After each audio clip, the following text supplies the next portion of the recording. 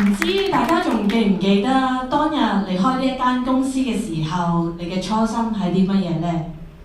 唔知大家記唔記得當時候你係為咗揾錢啦，定係為咗呢個社會嘅生活更加有保障，令到身邊嘅人更加健康、更加美麗呢？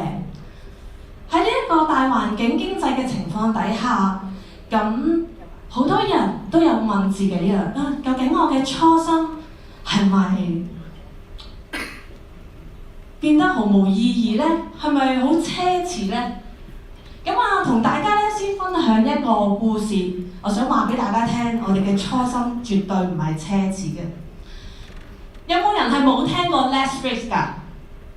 咁睇嚟大家都知道 Let's Face 係啲乜嘢喎？但係大家又知唔知道呢？魷魚遊戲2咧，咁已經喺上年12月咧，已經係可以播放啦。好短時間內咧，就已經喺呢一個 Netflix 咧成為第一播放率最高嘅一個影片。但係大家又知唔知道咧？原來 Netflix 咧係1997年已經成立㗎咯喎。大家知唔知佢嘅前身係啲咩嚟㗎？前身咧原來係一個咧係 DVD 租昂嘅一個地方嚟㗎，咁就好似咧我哋嘅年代啦，以前你要租影片啊、睇影片啊，你就要落到去，去租一個影碟，再攞翻屋企嗰度咧去睇影片嘅。我諗好多人都係喺呢個年代嘅，其實係。原來 Netflix 嘅創辦人咧，叫做 Mark Randolph 啦。佢當時候創立呢一間公司嘅時候咧，佢嘅目標、佢嘅宗旨、佢嘅初心係咩咧？佢要讓電影睇電影變得更加之容易。OK， 所以咧佢做咗一樣嘢咧，同市場唔同嘅嘢咧，就係今日你想睇影片，我就寄俾你，我就郵寄俾你，令到當時嘅顧客覺得話哇好方便啊，佢咧就賺咗佢第一桶金啦。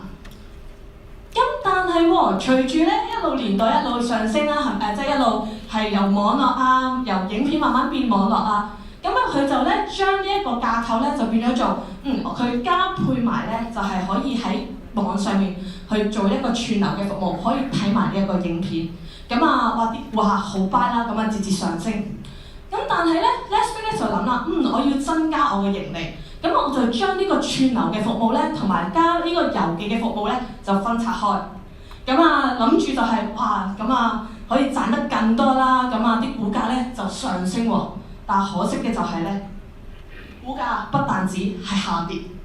點解啊？因為顧客唔 buy 你諗下，我諗住睇你個影片，本身我俾一個價錢，但係而家你分拆開幾個價錢，我俾幾個錢。我咪俾得更多咯，顧客就唔 buy，就開始咧紛紛咧就去退出呢一個即係 subscribe 嘅呢一個 service 啦。但係咧喺呢一個遇到呢個問題嘅時候咧 Netflix 就喺度諗翻啦，佢諗翻佢自己嘅初心記唔記得佢個初心係啲咩？佢要讓電影變得更容易，亦都要符合呢一個顧客，亦都要符合呢個社會嘅需求。佢就將呢個分拆嘅動作刪除。就吸引翻更多嘅人咧去 subscribe 佢哋呢一個嘅影片啦。其實咧呢一個故事咧係想帶翻俾大家去知道一樣嘢啦。我哋嘅初心咧其實係唔奢侈嘅。但係我哋嘅服務，我哋而家嘅產品，究竟係咪符合呢一個趨勢、呢個社會顧客上面嘅需求咧？